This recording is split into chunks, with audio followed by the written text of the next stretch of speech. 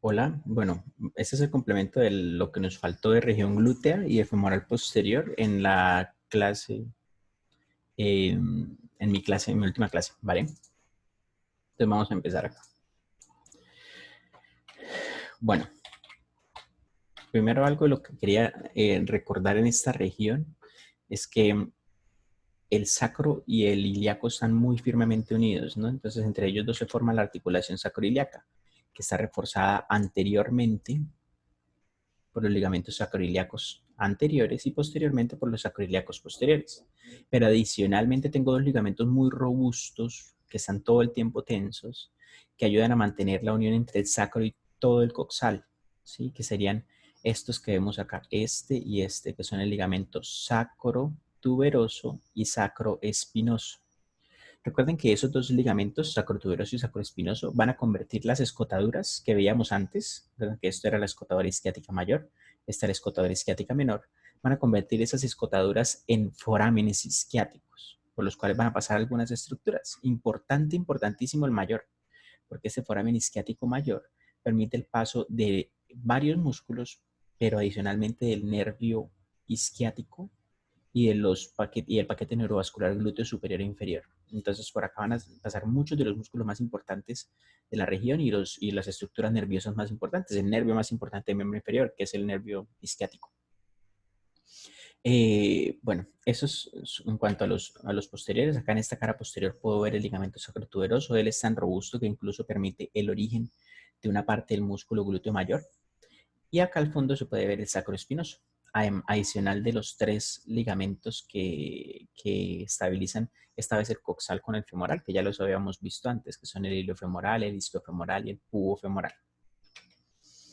Bien, acá disecada la articulación, podemos ver el labrum acetabular o rodete acetabular, el reborde acetabular acá cubierto por la cápsula articular. Y tenemos acá el ligamento de la cabeza del fémur. Otro que tal vez no mencioné antes es el ligamento transverso del acetábulo.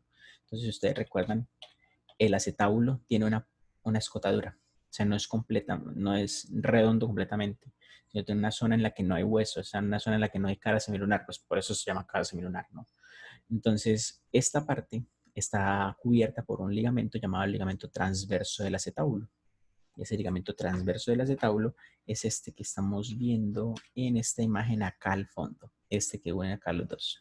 Bien, listo. Eso en cuanto a recuento de lo que es la articulación y lo que son los ligamentos que soportan en esa zona. Vamos a pasar directamente a lo que nos faltó, que es la región glútea. Entonces vamos a encontrar acá eh, primero inicialmente el músculo glúteo mayor. Este gran músculo, el músculo glúteo mayor, es el más superficial. Él se origina desde la cara posterior del sacro, una parte del ligamento sacrotuberoso y las espinas isquiáticas posteriores, espinas ilíacas, perdón, espinas ilíacas posteriores, y se dirige hacia el miembro, hacia el fémur, insertándose en su mayoría en el tracto iliotibial. Entonces, aproximadamente el 70% de las fibras del glúteo mayor se insertan en el tracto iliotibial, mientras que el 30% restante se insertan en la tuberosidad gluteal fémur, acá en esta región. Entonces, él va a ser muy importante en la estabilidad del tracto iliotibial. Este gran músculo es inervado por el nervio glúteo inferior. Esa inervación del nervio glúteo inferior para todo él, y solo para él, el glúteo inferior solo le inerva a él, le permite a él hacer dos importantes funciones. La primera es la extensión de la cadera o extensión del fémur o extensión del muslo, son la misma cosa. Entonces esa primera extensión de la cadera, en ese movimiento, él es el más importante músculo. ¿Qué pasa? Ustedes van a leer en los libros, por ejemplo, creo que Moore lo dice, que el movimiento de extensión, en el movimiento de extensión de cadera, el más importante agonista, el más fuerte, son los músculos isquiotibiales, ¿sí? Pero ahí trae unas anotacioncitas que cuando uno reúne toda esa información se da cuenta que en realidad el principal es el glúteo mayor. ¿Cuáles son esas anotaciones? Pensemos en lo siguiente, miren, el músculo glúteo mayor pasa por la articulación de la cadera. Recuerden, principio básico de biomecánica. Un músculo puede mover la articulación para cual pase, ¿sí? Entonces, el músculo glúteo mayor va a mover la articulación de la cadera. Bien, la coxofemoral, porque él pasa por la coxofemoral. Si nos adelantamos acá y encontramos los isquiotibiales, que son estos grupos, estos músculos que encontramos acá, los semis y el bíceps semitendinoso, semimembranoso y bíceps femoral. Cuando los encontramos a ellos tres, nos damos cuenta que ellos, mire, se originan acá en la tuberosidad del isquion y se insertan en la tibia y en la fíbula, respectivamente. Eso quiere decir que ellos son músculos biarticulares, porque pasan tanto por la articulación de la cadera. O sea, pasar por la articulación de la cadera quiere decir que el músculo se origina en el hueso que está arriba del fémur, que sería el coxal. Entonces, la tuberosidad isquiática es del coxal. Entonces, los isquiotibiales pasan por la articulación de la cadera y luego pasan por la articulación de la rodilla. Ellos pasan por las dos. Esto tiene ciertos beneficios y ciertas consecuencias. Beneficios. El músculo va a ser capaz de mover ambas articulaciones. Por la posición en la que se encuentra el músculo, vamos a decir que él tiene como funciones tanto extender la cadera, porque miren que él está en la cara posterior de la cadera, entonces él extiende, como flexionar la rodilla, ¿sí? Él tiene esas dos funciones. ¿Cuál es el problema? El problema es que un músculo no puede desarrollar el mismo nivel, o sea, no puede actuar, no puede rendir igual en ambas articulaciones si se activa en ambas, ¿sí? Entonces, ¿qué pasa? Que los músculos biarticulares, cuando se activan en una de las dos articulaciones en las que actúan, si se activan en una, en la otra son más débiles.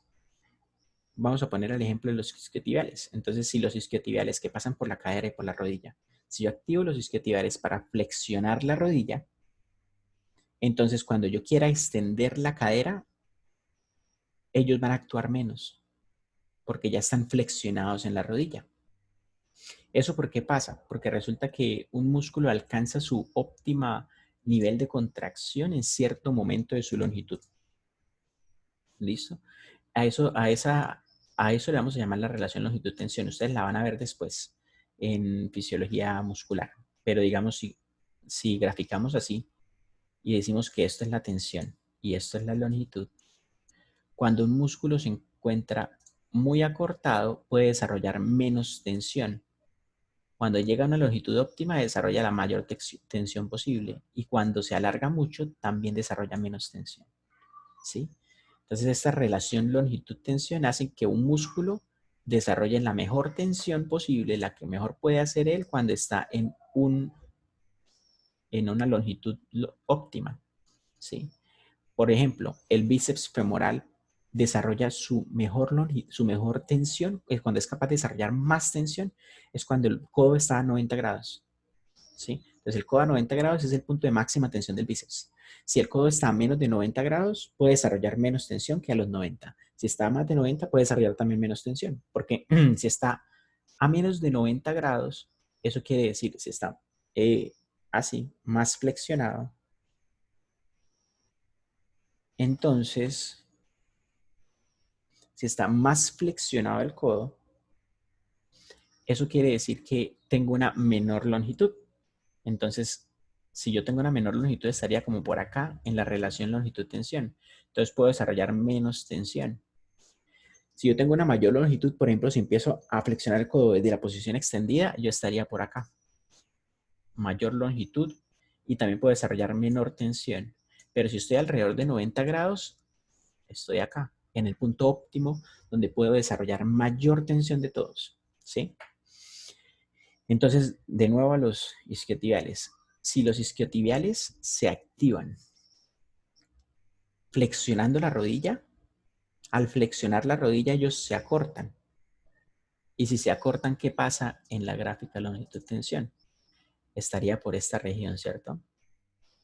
Si estoy por esta región de la gráfica longitud-tensión, entonces puedo desarrollar menos tensión. Entonces,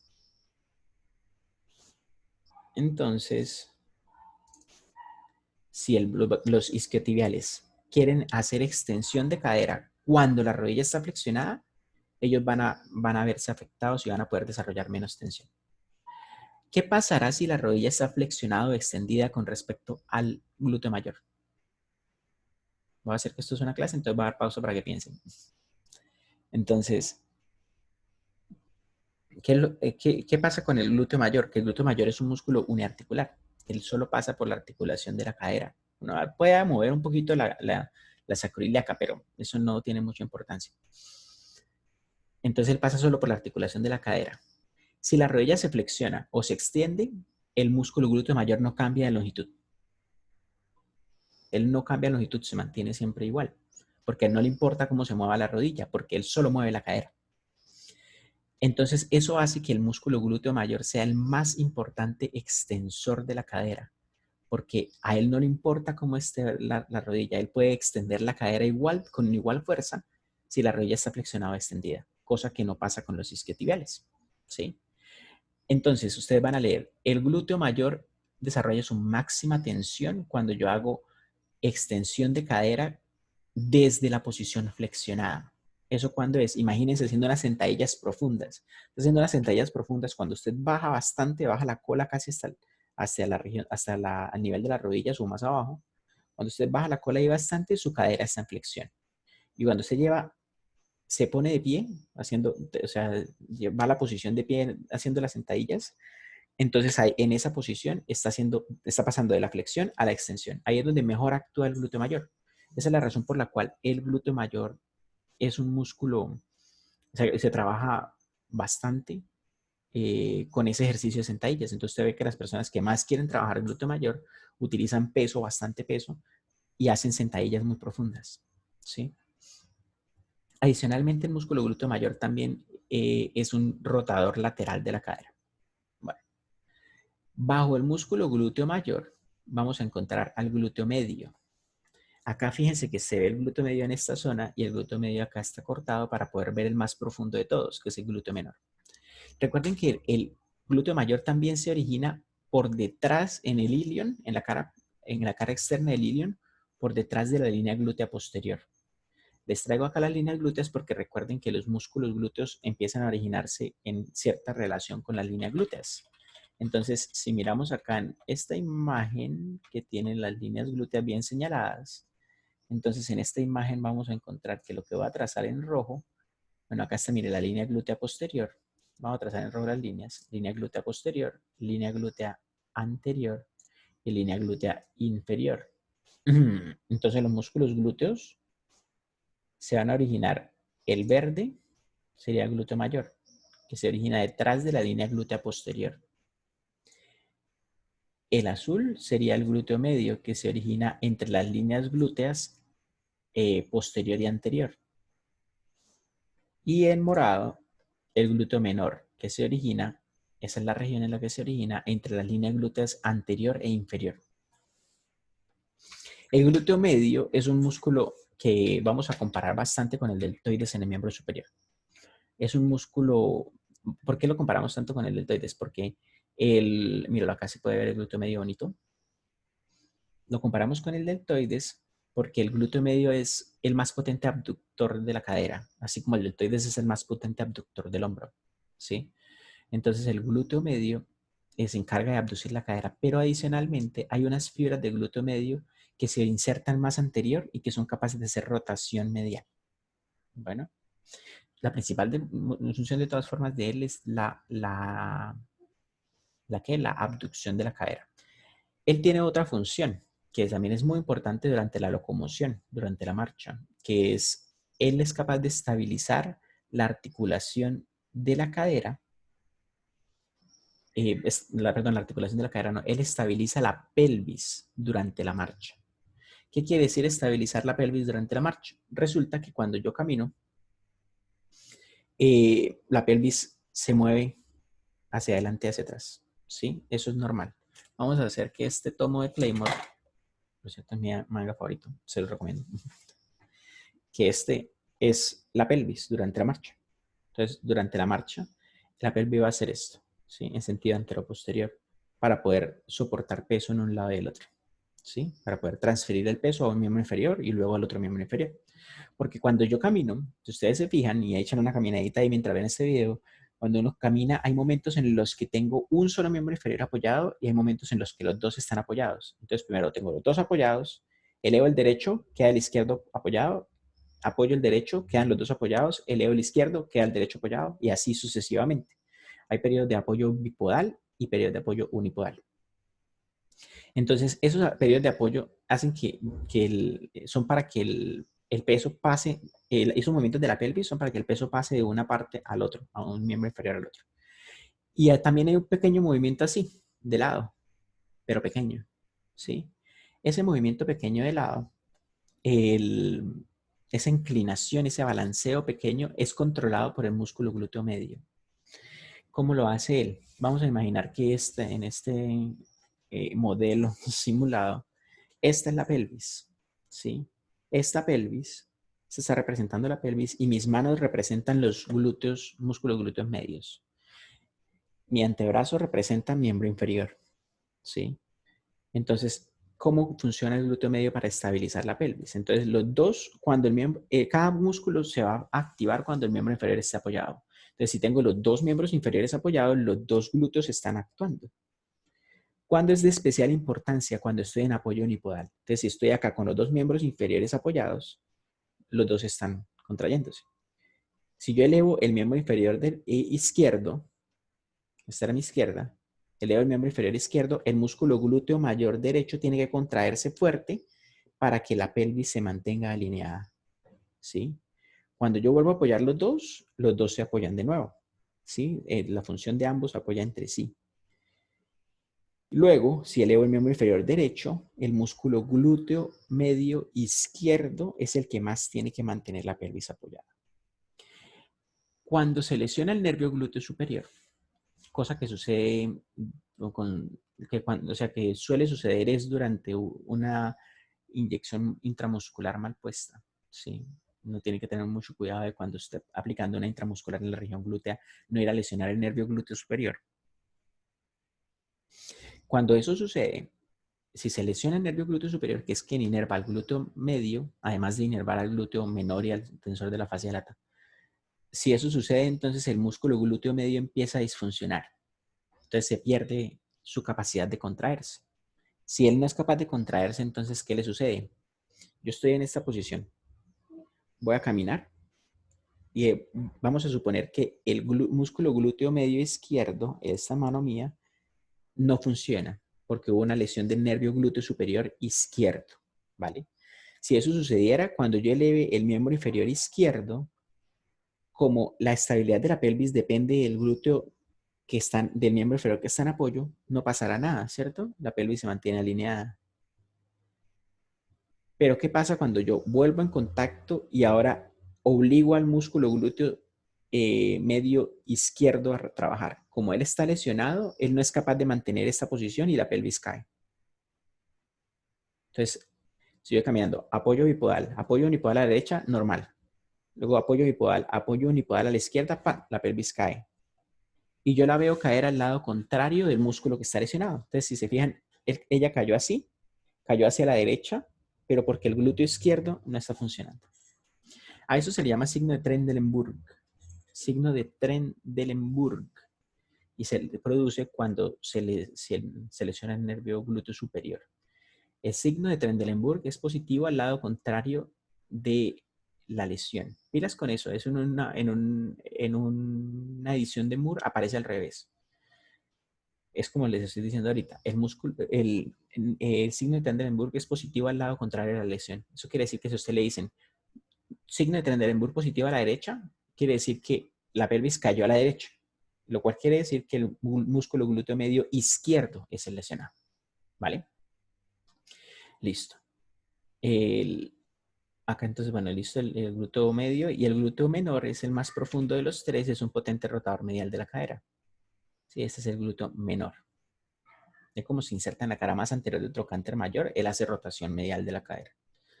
Es también inervado por el nervio glúteo superior junto con el tensor de la fascia lata. Bien. Luego pasamos a estos músculos más profundos, que son los músculos pelvitrocanterios. Los músculos pelvitrocanterios son un grupo muscular que se denomina así porque se originan todos a nivel de los diferentes huesos de la pelvis. Y digo de la pelvis porque también se originan en el sacro, ¿sí? No son trocanteros, sino son pelvi porque también se originan en el sacro. Que tienen en común la mayoría, no todos ellos tienen en común que rotan lateralmente el fémur, o sea, rotan lateralmente la cadera. Adicionalmente, el grupo muscular de los pelvitrocanteros es el más importante estabilizador posterior de la articulación, porque el ligamento isquiofemoral, que es el posterior, es débil. Entonces, quienes más aportan estabilidad a la articulación en esa cara posterior son los pelvitrocanteros. Esos pelvitrocanteros son de superior a inferior. Primero, el músculo piriforme o piramidal. Segundo, el gemelo superior.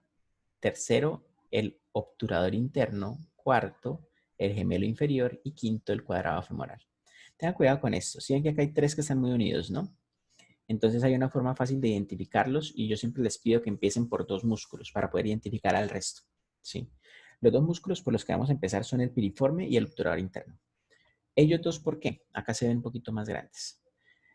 Porque son los más fáciles de localizar, porque tienen unas características que hacen que uno los vea rápido, ¿sí? El primero va a ser el piriforme.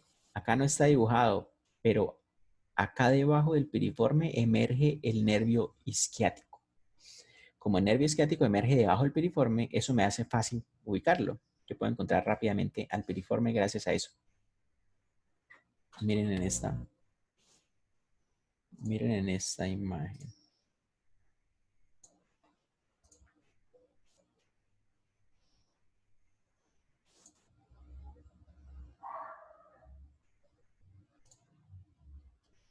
Miren en esta imagen, por ejemplo, cómo encontramos al glúteo, al piriforme, teniendo en cuenta la ubicación del nervio isquiático. Las imágenes de glúteo de estas están interesantes, así que por favor revísenlas bien. Entonces miren acá. Eso se ve como un enredo, ¿no? Pero es fácil ubicarlo cuando usted se da cuenta que esto es el ligamento sacrotuberoso. Esto quiere decir que esto es medial, esto es lateral. Y miren el isquiático. El isquiático emergiendo acá, eso quiere decir que este es el músculo piriforme o piramidal. ¿Sí? Piriforme y piramidal significan lo mismo, ¿no? Es el primero que encontramos. Cuando encontramos ese, listo. Fácil porque lo ubicamos por medio del isquiático. Luego vamos a encontrar el que tiene un tendón transverso. Miren, acá vimos el piriforme porque miren que acá está el isquiático, ¿cierto? Vamos a encontrar luego uno que tiene un tendón así atravesado que separa a dos vientres musculares pequeños. En esta imagen no sé por qué no la dibujo, porque él usualmente sí la dibuja, pero se van a dar cuenta que miren, si bajamos acá vamos a encontrar que hay un tendón, miren, blanco, blanco, blanco, y arriba y abajo de él hay músculo. Ese tendón es el tendón del músculo obturador interno. Y los músculos que están arriba y abajo de él son los músculos gemelos superior e inferior respectivamente. ¿Listo? Entonces, eso es una forma fácil de encontrar a esos dos. Y ya sacamos a 1, 2, 3, 4. Nos falta solo un músculo y ese es el más inferior de todos y tiene esta forma rectangular. Yo siempre digo, como todo músculo, como siempre en el cuerpo humano, cuando un músculo tiene forma rectangular se llama cuadrado. Entonces, este que tiene forma rectangular es el cuadrado femoral, ¿sí? Que sería en esta imagen este mismo, ¿sí? Entonces, de abajo arriba, cuadrado femoral, gemelo inferior, obturador interno, gemelo superior y piriforme o piramidal. Todos ellos entonces son rotadores laterales y la inervación de ellos viene de ramos del plexo el lumbosacro. ¿Se recuerdan que cuando vimos el plexo vimos que había un montón de ramos pequeñitos? ¿Sí? Entonces vamos a recordar que así está el plexo. Miren, todos estos ramos pequeñitos. Algunos de ellos son ramos musculares que van para esos músculos. Ellos, ¿cómo me los aprendo? Ubiquen los músculos de abajo a arriba. Entonces vamos a empezar con el más inferior. El más inferior es el músculo cuadrado femoral, este. Si el más inferior es el cuadrado femoral, él recibe un nervio que tiene el nombre de él. Se llama nervio del músculo cuadrado femoral, que lo inerva a él y al músculo que está arriba de él. Entonces el nervio del cuadrado femoral lo inerva a él y al gemelo inferior. Ahora hago lo mismo con el siguiente músculo. hay un nervio que le llega al obturador interno, que se llamará nervio del obturador interno, y que lo inerva a él y al músculo que está arriba de él. Entonces, nervio del obturador interno inerva al obturador interno y al músculo gemelo superior. Y luego de eso encontramos solo el piriforme, y el piriforme es inervado por el nervio del músculo piriforme. ¿Bien? Entonces es sencillo. Todos se insertan en la cara posterior del trocánter mayor y una parte en el trocánter menor del cuadrado femoral y en la cresta intertrocanterea. Y todos son rotadores laterales de la cadera. Bien. Bueno, para terminar, vamos a hablar de los músculos isquiotibiales. Se le llama isquiotibiales a este grupo de músculos porque todos tienen su origen alrededor del isquion, casi todos en la tuberosidad isquiática, digamos uno junto al otro. Por eso y porque se insertan supuestamente en la tibia. Sin embargo, hay uno que no, ¿sí? Él es el bíceps. Entonces, y hay una parte del bíceps que no se origina en el isquion. Seguimos llamándole isquiotibiales, aunque técnica y estrictamente no esté completamente bien ese concepto, ¿no? Entonces, el más lateral de los tres es el músculo bíceps femoral. Es este que vemos acá. El bíceps femoral tiene una cabeza larga y una cabeza corta. Distinguir las dos es muy sencillo. La cabeza larga se origina desde la tuberosidad isquiática y la cabeza corta se origina en la línea supracondyle lateral y en la cresta áspera del fémur. En la línea áspera. Cresta supracondyle lateral y línea áspera del fémur. Entonces, desde allí los dos se unen para terminar en un tendón robusto que se inserta en la cabeza de la fíbula. Si ustedes palpan ahí en sedente, en la cara lateral y profunda de la rodilla, ustedes alcanzan lateral y posterior, alcanzan a palpar el tendón del bíceps femoral. Entonces, él pasa como un tendón entonces hasta la cabeza de la fíbula. Bien. Los otros dos músculos son músculos mediales que son los semitendinoso y semimembranoso. El que ustedes encuentran acá, este más superficial, es el semitendinoso, ¿sí? Ese semitendinoso, viene hacia acá y va a ser parte de la pata de ganso. Se inserta en la misma región que se insertan todos los otros, que es en esa región, en la cara anteromedial del cóndilo medial de la fíbula, de la tibia, perdón, de la tibia. Y junto con los otros dos, el sartorio y el grácil. Ahí se inserta el semitendinoso. El semitendinoso se origina igual que el bíceps, que la cabeza larga del bíceps femoral. Y originándose un poquito al lado de los otros dos está el semimembranoso. Miren, acá está retirado el semitendinoso para poder ver el semimembranoso, que se nota porque recibe su nombre, ¿no? El semimembranoso se dirige de esa posición inferior para insertarse en la cara posterior, lateral del cóndilo medial de la tibia. Él tiene un surco propio. Hay un surquito en el cual se inserta el músculo semimembranoso. ¿Sí? En conjunto, los isquiotibiales son los más potentes flexores de la rodilla. Y ellos también son considerados los más potentes extensores de la rodilla cuando la rodilla se extiende cuando se va de posición neutra hacia atrás. O sea, si usted, está, por ejemplo, en posición de pie, hace extensión de cadera y su rodilla está extendida, los músculos isquiotibiales son los más poderosos extensores. Pero tienen que cumplir esos dos requisitos, ¿no? Estar de la posición neutral hacia atrás y con la rodilla extendida. Ahí es el más poderoso extensor de la cadera, los músculos isquiotibiales. Esos isquiotibiales, bueno, en esa cara posterior, están inervados por los ramos del isquiático. Todos son inervados por el componente tibial del nervio isquiático, con excepción de la cabeza corta del bíceps. La cabeza corta del bíceps femoral es inervada por el componente fibular común del nervio isquiático. Bien. Bien, listo. En esta cara posterior es muy importante recordar una cosa. Estos no son músculos de ese compartimento, pero hay que recordar porque uno los ve ahí, ¿no? Entonces, fíjense que acá está orígenes del músculo aductor mayor. Todo esto es el aductor mayor. Y miren que acá está origen del vasto lateral del cuádriceps femoral. El vasto lateral es tan amplio que él llega a originarse incluso en la cara posterior sobre la línea áspera del fémur, ¿sí? Entonces, hay que tener mucho cuidado con eso porque cuando lo ven acá, a veces lo confunden con otros músculos. Y el aductor mayor, recuerden que se origina en el labio medial de la línea áspera. Entonces, por esa pues, su porción carnosa, ¿sí? Bueno, miren acá en esta imagen los isquiotibiales. Esta es la última, sí. Los isquiotibiales, miren, acá tengo el bíceps femoral, su cabeza larga, la cabeza corta está acá cubierta. Y esto que vemos acá sería semitendinoso porque miren el tendón allá y el semimembranoso estaría profundo a él. Mírenlo acá más lateral y más profundo. ¿Vale? Otra cosa que hay que recordar es que el, el tendón del semimembranoso, cuando se inserta en la cara posterior, en la cara posterior lateral del cóndilo medial de la tibia, una parte de sus fibras de su tendón se reflejan y se dirigen superolateralmente para formar el ligamento popliteo oblicuo. Bien, bueno, listo. Eso era lo que nos faltaba por ver.